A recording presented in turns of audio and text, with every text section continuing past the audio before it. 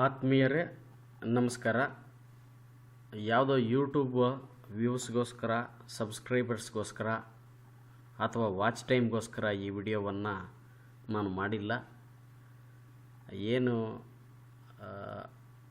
ಆರ್ಥಿಕವಾಗಿ ಹಣಕಾಸಿಗೆ ಸಂಬಂಧಿಸಿದಂತೆ ಭಾರತದ ಪ್ರತಿಷ್ಠಿತ ಬ್ಯಾಂಕ್ಗಳಲ್ಲಿ ಒಂದು ಬ್ಯಾಂಕ್ ಆಗಿರ್ತಕ್ಕಂತಹ HDFC ಬ್ಯಾಂಕ್ ಅವರು ಕ್ರೆಡಿಟ್ ಕಾರ್ಡ್ಗಳಿಗೆ ಸಂಬಂಧಿಸಿದಂತೆ ಯಾವ ರೀತಿಯಾಗಿ ಗ್ರಾಹಕರಿಗೆ ಸುಲಿಗೆ ಮಾಡ್ತಿದ್ದಾರೆ, ವಂಚನೆ ಮಾಡ್ತಿದ್ದಾರೆ ಅಥವಾ ಮೋಸ ಮಾಡ್ತಿದ್ದಾರೆ ಅನ್ನುವ ಮಾಹಿತಿಯನ್ನು, ಆಧಾರಗಳನ್ನು, ಅಂಕಿಅಂಶಗಳನ್ನು ತಮ್ಮ ಮುಂದೆ ಪ್ರಸ್ತುತಪಡಿಸ್ತಕ್ಕಂಥ ಒಂದು ಪ್ರಯತ್ನವನ್ನು ಮಾಡಲಾಗಿದೆ.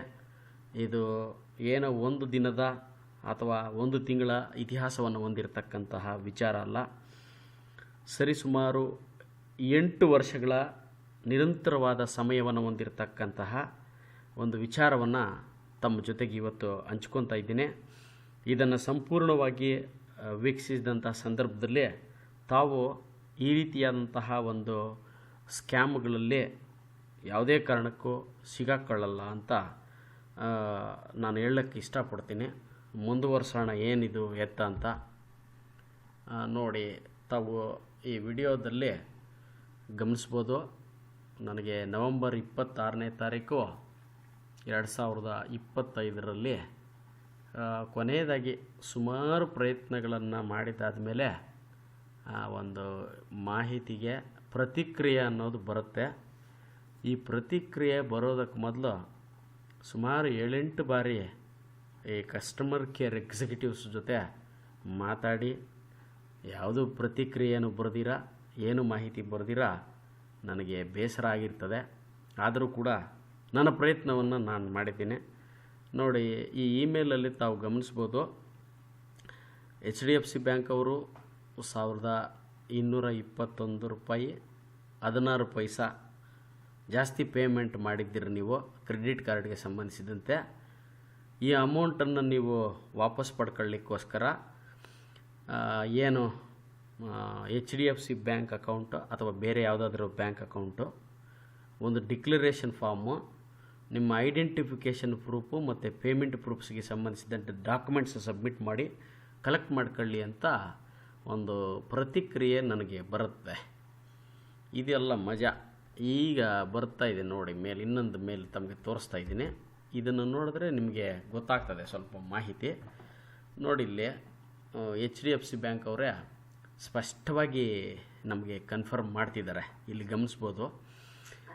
ಏನು ಮಾರ್ಚ್ 28, 2017 ಈ ದಿನಾಂಕದಂದು ಅವರು ನನ್ನ ಸೇವಿಂಗ್ಸ್ ಬ್ಯಾಂಕ್ ಅಕೌಂಟ್ HDFC ಕೊನೆಯ ಸಂಖ್ಯೆಗಳು 410 ಈ ಎಂಡ್ ಆಗ್ತಕ್ಕಂಥ ಒಂದು HDFC ಬ್ಯಾಂಕಿಂದ 50,294 ರೂಪಾಯಿ 18 ಪೈಸೆ ಅಮೌಂಟನ್ನು ಹೋಲ್ಡ್ ಮಾಡ್ತಾರೆ.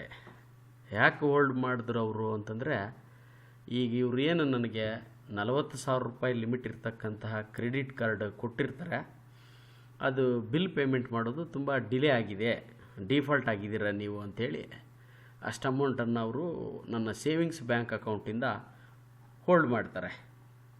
ಮಾಡಲಿ, ನಾವು ಅವ್ರಿಗೆ ಕ್ರೆಡಿಟ್ ಕಾರ್ಡ್ ತಗೊಂಡಿದ್ದೀವಿ, ಅವ್ರಿಗೆ ಟೈಮ್ ಕರೆಕ್ಟಾಗಿ ಪೇಮೆಂಟ್ ಕಟ್ಟಿಲ್ಲ, ಅದಕ್ಕೆ ಅವರು ಡಿಡಕ್ಟ್ ಮಾಡ್ಕೊಂಡಿದ್ದಾರೆ.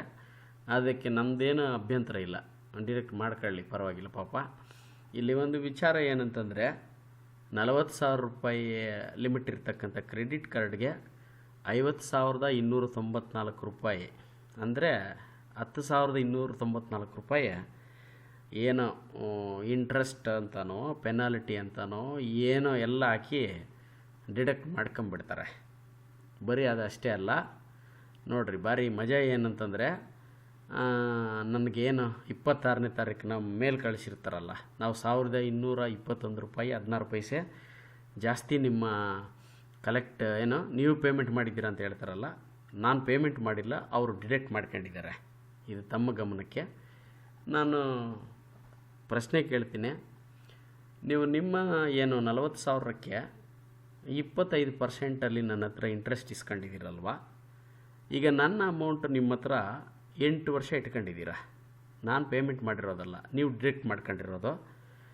ಈ 8 ವರ್ಷದ ಅವಧಿಗೆ ನೀವು ಯಾವ ಒಂದು ಏನು ಪರ್ಸೆಂಟೇಜಲ್ಲಿ ಬಡ್ಡಿಯನ್ನು ನೀವು ತಗೊಂಡಿದ್ದೀರಾ ನನ್ನ ಹತ್ರದಿಂದ, ಅದೇ ಪರ್ಸೆಂಟೇಜಲ್ಲಿ ನನಗೆ ಬಡ್ಡಿಯನ್ನು ಕೊಡಿ ಅಂತ ನಾನು ಈ ಮೂಲಕ ಅವರಲ್ಲಿ ಕೇಳ್ತಾ ಇದ್ದೀನಿ. ಬಟ್ ವಿಪರ್ಯಾಸ ಏನಂತಂದರೆ ಅವರು ಅದನ್ನು ಕೊಡೋಕ್ಕೆ ರೆಡಿ ಇಲ್ಲ. ಇನ್ನೂ ಒಂದು ವಿಚಿತ್ರ, ನನಗೆ ಏನು ಆ ಕ್ರೆಡಿಟ್ ಕಾರ್ಡ್ ಸ್ಟೇಟ್ಮೆಂಟ್ ಆಗಲಿ ಅಥವಾ ನನ್ನ ಸೇವಿಂಗ್ಸ್ ಅಕೌಂಟ್ ಆಗಲಿ ಯಾವುದು ಕೂಡ ಅದನ್ನು ಅಕ್ಸೆಸಿಬಿಲಿಟಿ ಕೂಡ ಕೊಡ್ತಾಯಿಲ್ಲ. ಅದನ್ನು ಕೂಡ ಅವರು ಸ್ಪಷ್ಟವಾಗಿ ಬ್ಲಾಕ್ ಮಾಡಿಟ್ಟಿದ್ದಾರೆ. ತಾವು ಗಮನಿಸಬೇಕು. ನಾನೀಗ ಇರ್ತಕ್ಕಂಥ ಅಲ್ಪ ಸ್ವಲ್ಪ ಮಾಹಿತಿಯಲ್ಲೇ ಇಷ್ಟು ಪ್ರಶ್ನೆಗಳನ್ನು ಕೇಳ್ತಾ ಇದ್ದೀನಿ.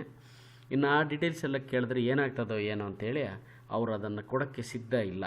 ಪರವಾಗಿಲ್ಲ, ನಮ್ಮದು ತುಂಬ ಸರಳವಾಗಿರ್ತಕ್ಕಂಥ ಪ್ರಶ್ನೆ ಏನಂತಂದರೆ, 1221 ರೂಪಾಯಿಗೆ ಅವರು ಎಷ್ಟು ರೇಟಲ್ಲೇ ನನ್ನ ಹತ್ರ ಇಂಟ್ರೆಸ್ಟ್ ತಗೊಂಡಿದ್ದಾರೆ, ನನಗೆ ಅದೇ ರೇಟಲ್ಲಿ ಇಂಟ್ರೆಸ್ಟನ್ನು 8 ವರ್ಷಗಳಿಗೆ ಕೊಡಬೇಕು ಅಂತ ನಾನು ಖಡಾಖಂಡಿತವಾಗಿ ಕೇಳ್ತಾ ಇದ್ದೀನಿ.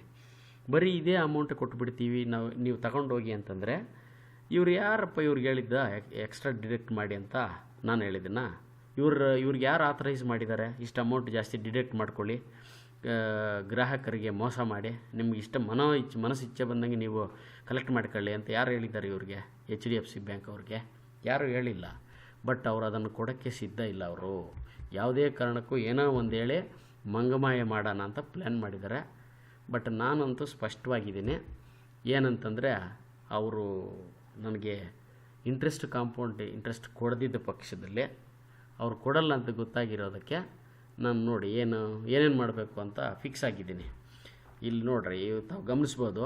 ಸ್ಟೆಪ್ 1 ಏನು lodging formal complaints with consumer redressal form, ಏನು ಗ್ರಾಹಕರ ರಕ್ಷಣಾ ವೇದಿಕೆಗೆ ಅಂತಿದ್ದಾವೆ, ಅಲ್ಲಿ ಒಂದು ಮೊಕದ್ದಮೆ.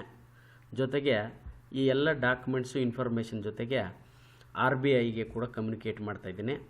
ಇನ್ನು ಈ ವಿಡಿಯೋ ಬಂದುಬಿಟ್ಟು ಅಪ್ಲೋಡಿಂಗ್ ವಿಡಿಯೋ ಆನ್ ದಿ ಏನು ಸೋಷಿಯಲ್ ಮೀಡಿಯಾದಲ್ಲಿ ಈ ಒಂದು ವಿಡಿಯೋದನ್ನು ಅಪ್ಲೋಡ್ ಮಾಡ್ತೀನಿ ಅಂತ ಹೇಳಿದ್ದೀನಿ. ಸೊ ಅದರ ಭಾಗವಾಗಿ ಯೂಟ್ಯೂಬ್ದಲ್ಲಿ ಅಪ್ಲೋಡ್ ಮಾಡ್ತಾಯಿದ್ದೀನಿ. ಇನ್ನು ಬಾಗೇಪಲ್ಲಿಯಲ್ಲಿರ್ತಕ್ಕಂಥ HDFC ಬ್ರಾಂಚ್ ಮುಂದೆ 5ನೇ ತಾರೀಕು ಡಿಸೆಂಬರ್ 2025 ಶನಿವಾರ ಏನು ಒಂದು ಪ್ರೊಟೆಸ್ಟ್ ಮಾಡಬೇಕು ಅಂತ ಅಂದ್ಕೊಂಡಿದ್ದೀನಿ, ಧರಣಿ ಮಾಡಬೇಕು ಅಂತ. ಜೊತೆಗೆ ಏನು ನ್ಯಾಷನಲ್ ಸ್ಟಾಕ್ ಎಕ್ಸ್ಚೇಂಜು ಮತ್ತು ಬಾಂಬೆ ಸ್ಟಾಕ್ ಎಕ್ಸ್ಚೇಂಜು ಇವ್ರಿಗೂ ಕೂಡ ಈ ಬ್ಯಾಂಕಿನ ಈ ಒಂದು ಡೀಟೇಲ್ಸನ್ನು ತಿಳಿಸ್ಕೊಡುವಂತಹ ಒಂದು ಪ್ರಯತ್ನವನ್ನು ಮಾಡ್ತಾಯಿದ್ದೀನಿ. ನಾನು ಇದನ್ನು ಯಾಕೆ ಬಿಗ್ಗೆಸ್ಟ್ ಸ್ಕ್ಯಾಮ್ ಅಂತ ಕರೆದೆ ಅಂತಂದರೆ, ನೀವು ಇದೇನು ಸ್ಮಾಲ್ ಅಮೌಂಟು, ಇದಕ್ಕೇನು ನಾಗರಾಜ್ ಅವರು ಏನರಪ್ಪ ಹಿಂಗೆ ಮಾತಾಡ್ತಾರೆ ಇವರು, ಇದ್ಯಾವ ಬಿಗ್ಗೆಸ್ಟ್ ಸ್ಕ್ಯಾಮು ಅಂತ ತಾವು ಅಂದ್ಕೊತಾ ಇರ್ಬೋದು. ಈಗ ಈ ಒಂದು ಸ್ಲೈಡ್ ನೋಡ್ರಿ, ನೆಕ್ಸ್ಟ್ ಸ್ಲೈಡ್ ನಿಮಗೆ ಕನ್ಫರ್ಮ್ ಆಗಿಬಿಡ್ತದೆ ಯಾಕಿದು ಬಿಗ್ಗೆಸ್ಟ್ ಸ್ಕ್ಯಾಮ್ ಅಂತ. ನೀವು ಅಂದ್ಕೋಬೋದು ಬರೀ ನಾಗರಾಜ್ ಅವರು 1221 ರೂಪಾಯಿ ಯಾವ ಲೆಕ್ಕ 8 ವರ್ಷದಿಂದ ಅದೇನದು ಅಂತ ನೀವು ಅಂದ್ಕೊಂಡಿರ್ಬೋದು. ನೋಡ್ರಿ, ಜನವರಿ 2024 ಆಕ್ಟಿವ್ ಕ್ರೆಡಿಟ್ ಕಾರ್ಡ್ ಹೋಲ್ಡರ್ಸು ಇಡೀ ಭಾರತ ದೇಶದಲ್ಲಿ, ಅವರು ಇನ್ಯಾಕ್ಟಿವ್ ಅಲ್ಲ ಆ್ಯಕ್ಟಿವ್ ಇರ್ತಕ್ಕಂಥ ಕ್ರೆಡಿಟ್ ಕಾರ್ಡ್ ಹೋಲ್ಡರ್ಸು 20 ಮಿಲಿಯನ್ನ.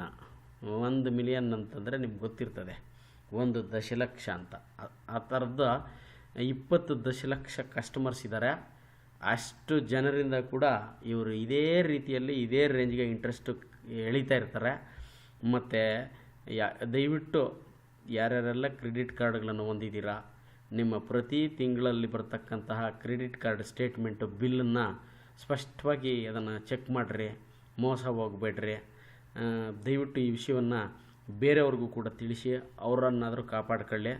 ಅವರು ಅಮೌಂಟು ವಾಪಸ್ ಕೊಡೋದು ಬಿಡೋದು ಅವ್ರಿಗೆ ಬಿಟ್ಟಿದ್ದು. ಬಟ್ ನನ್ನ ಹೋರಾಟ ಅಂತ ನಿರಂತರವಾಗಿ ಮುಂದುವರಿಸ್ತೀನಿ.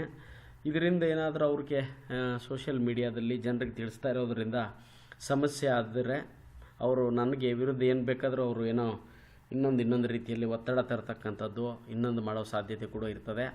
ಮತ್ತು ಇದು ದೊಡ್ಡವ್ರ ಜೊತೆಗಿನ ಹೋರಾಟ ಆಗಿರೋದ್ರಿಂದ ಅವರು ಬೇರೆ ಯಾವುದೇ ಏನೋ ಕೆಲಸ ಮಾಡಲಿಕ್ಕೂ ಕೂಡ ಅವರೇನು ಹಿಂದೇಟು ಹಾಕಲ್ಲ ಅವರು. ಅದು ಕೂಡ ನನಗೆ ಸ್ಪಷ್ಟತೆ ಇದೆ. ಯಾವುದೇ ಕಾರಣಕ್ಕೂ ಏನಾದರೂ ಸಮಸ್ಯೆ ಆದರೆ ನನಗೇನಾದರೂ ಏನಂತಾರೆ, ಯಾರು ರೌಡಿಗಳು ಬಿಡಿಯೋದು, ಇನ್ನೊಂದು ಆಕ್ಸಿಡೆಂಟ್ಗಳು, ಈ ಥರ ಏನಾದರೂ ಆದರೆ ಇನ್ನು ಮುಂದೆ ಇದಕ್ಕೆ ಈ HDFC ಬ್ಯಾಂಕ್ ಮ್ಯಾನೇಜ್ಮೆಂಟೇ ಕಾರಣ ಆಗಿರ್ತದೆ. ಇದು ತಾವು ಗಮನದಲ್ಲಿ ಇಟ್ಕೋಬೇಕು. Thank you.